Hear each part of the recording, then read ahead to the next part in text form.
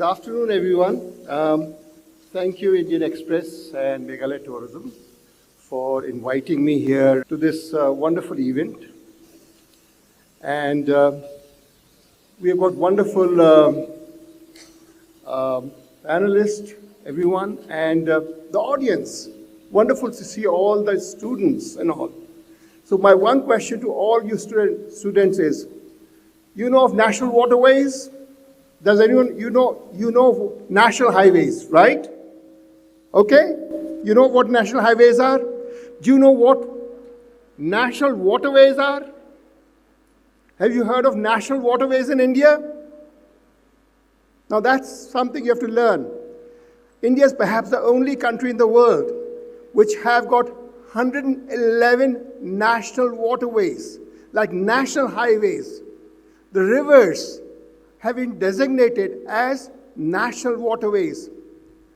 Can anyone tell me how many national waterways there are in Meghalaya? You are students. You should be knowing about your state. Find out you have got 5 national waterways.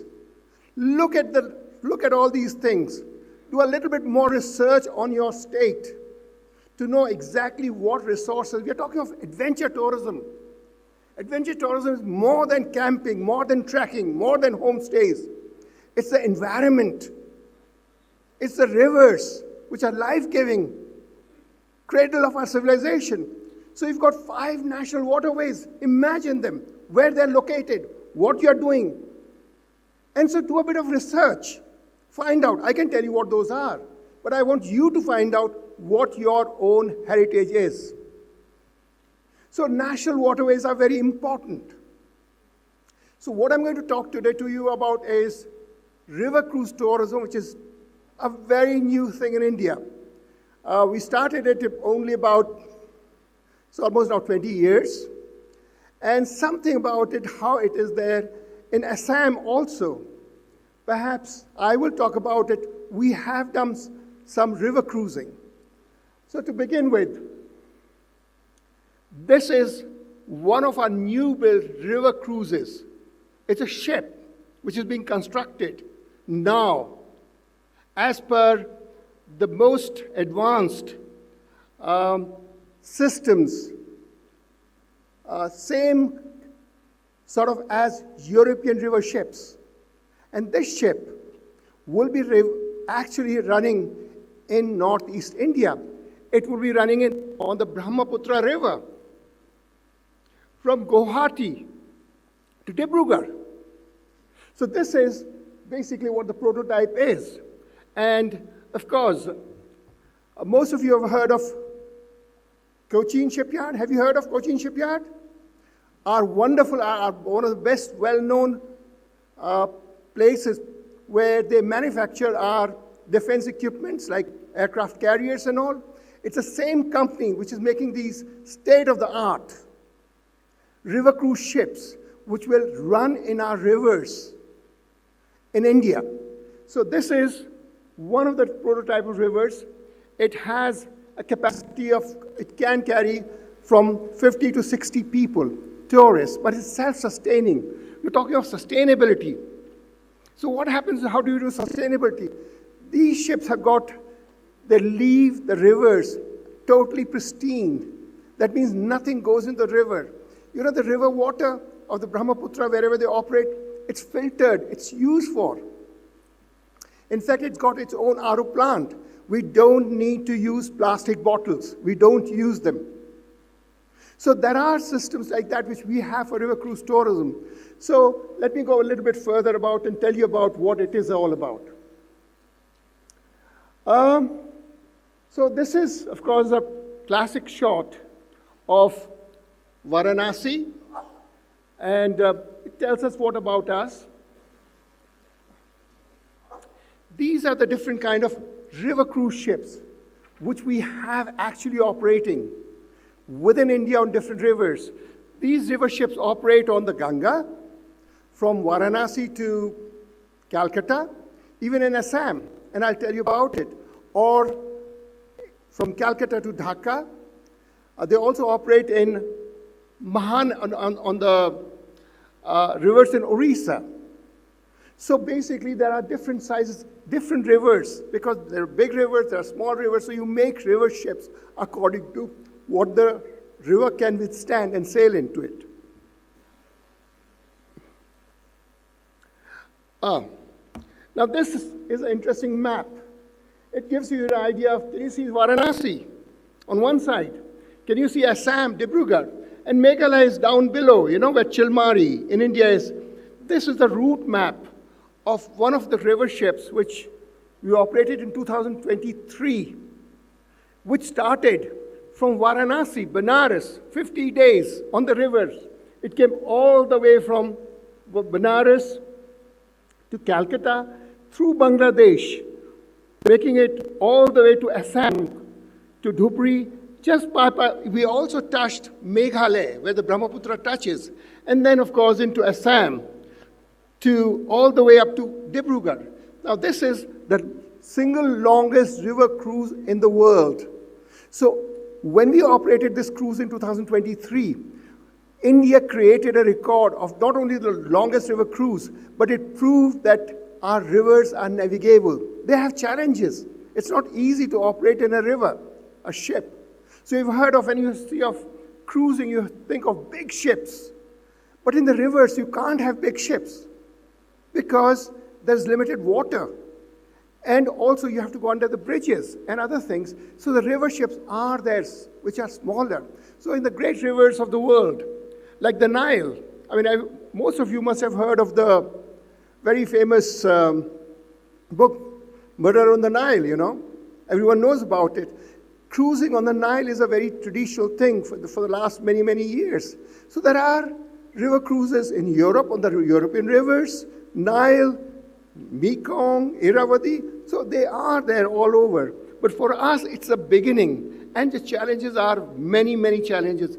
As Toby had said, we face challenges every day as we sail across, for water levels, for various things.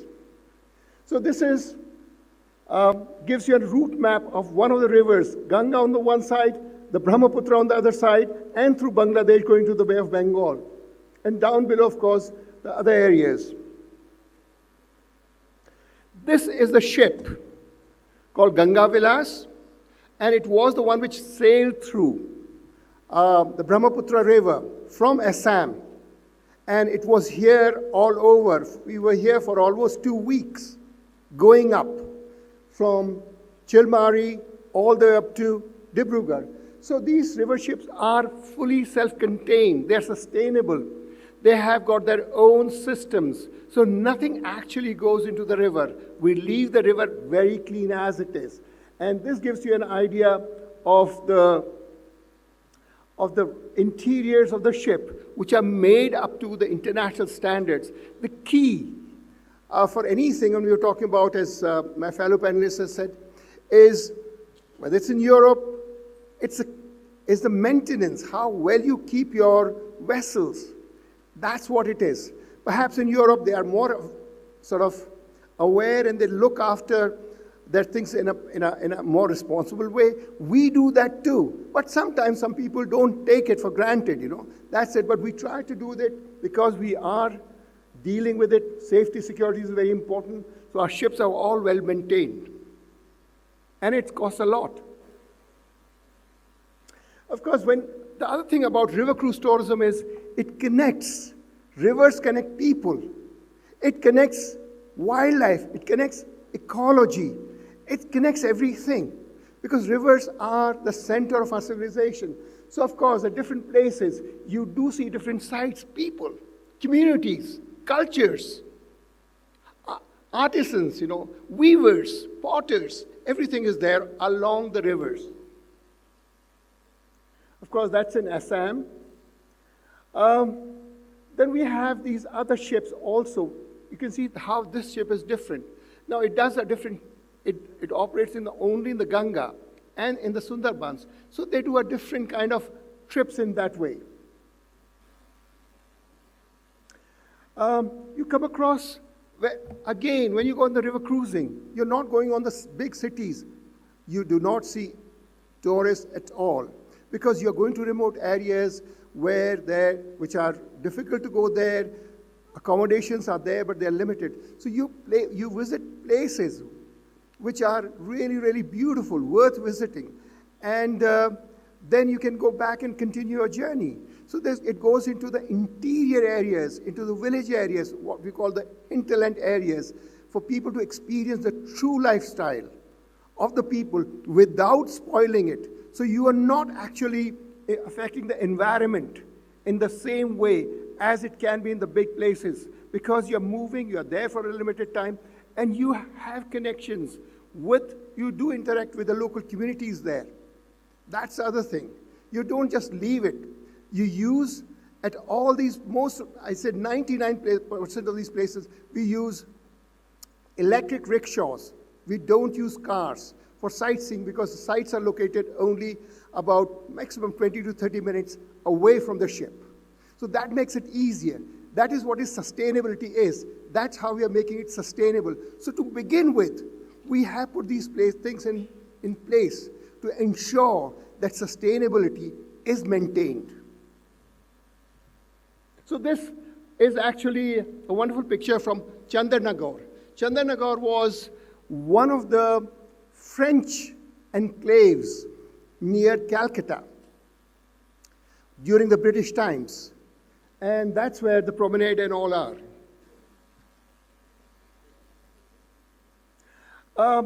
Again, for different rivers, there are different kind of ships. So this is another very typical colonial style ship, as you can see. And it operates mostly in Sundarbans, the tiger reserve and all. And when we go into Sundarbans, of course, the interesting thing is that when you go into these national parks, the ship is actually able to go there. From the big ship, we have got small boats, and you can go to narrow creeks. So your viewing of animals is there. The key in any wildlife is to know what is the right time, whether it's a tiger, whether it's a wolf, whether it's a dolphin, anything. So what is the right time to visit those national parks? That's the key. And for Sundarbans, or any of the mangroves, the key is to visit those areas during low tides. Because when the tides are low, animals will come out. That's the key. For tiger viewing, again, it's the timing, it's your knowledge, not only of the habitat, but the knowledge of the behavior of the animal. And when I say behavior, we are talking about a thing. If there is a tigress, which has got 2 or 3 cubs, now the tigress, when the cubs are sort of growing up and all, has to go out hunting for the cubs. That is the time, of course, those are the months when your visibility of tigers are the best. You see, so it's the knowledge of the environment, knowledge of the behavior, and the planning. That is what is essential, and that's what we try to inculcate in our trips. Again, as I said, there are different kind of ships, different kind of things. These are small ships which go into another area called Bhitarkanika National Park.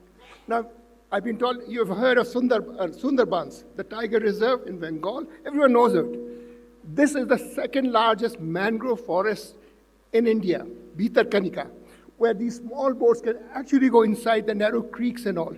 And you are able to see most of the birds and animals from the river, from the sun deck itself. Oh, thank you.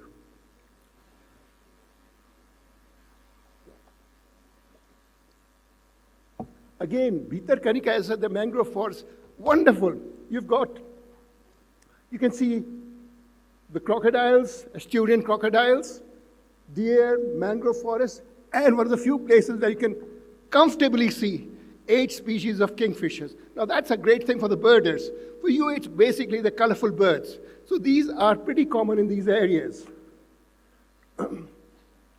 So basically, the vision of the company is to be sustainable. And when I say sustainable, we leave the rivers as clean as we came. So nothing goes there. We have STP plants. That means nothing goes inside that. We have water filtration plants. So water of the river is filtered, it's used. Similarly, there are other things, even for the waste collection, we have a system where nothing is actually set aside. There are designated places where everything is put in. We separate, segregate out both the plastics, if there is anything there, both different kind of waste and all. These are some of the other things which we basically, as I said, we are an Indian company.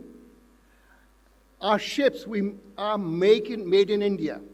Our crew is 100%. We have got actually students now traveling on our ships as trainees. So on all our ships, we have trainees from different hotel managements who come and who travel, who learn. And then they have an opportunity to join the ships. As we build new ships, we need new crew. And students who are there from hotel managements or from the food F&B background can come and take trainings, practical training, travel on the ship itself. And we give them a stipend as well. So that's the thing for, again, these are some of the initiatives which we have for green initiatives and all. And so this gives you an idea of river cruise tourism. It's totally a new vertical. It's a new part of tourism which is evolving, as I said, with 111 rivers, out of which about 24 rivers are navigable. So it's something which is bound to grow, but what we have ensured that it grows in a responsible way. When I say responsible way, all the states ask us, oh, come and build ships there. We say, no, please make a policy on river cruise tourism in which there are some basic things which should be part of it. And so that the environment is kept clean and nothing actually is disturbed, whether it's ecology, communities, and other things. So I hope you've got an idea of river cruise tourism, which is a new initiative, new thing which is coming up, and you're able to learn something about your own states, on your own waterways, which you have. And you can learn from it and perhaps benefit from it. Thank you.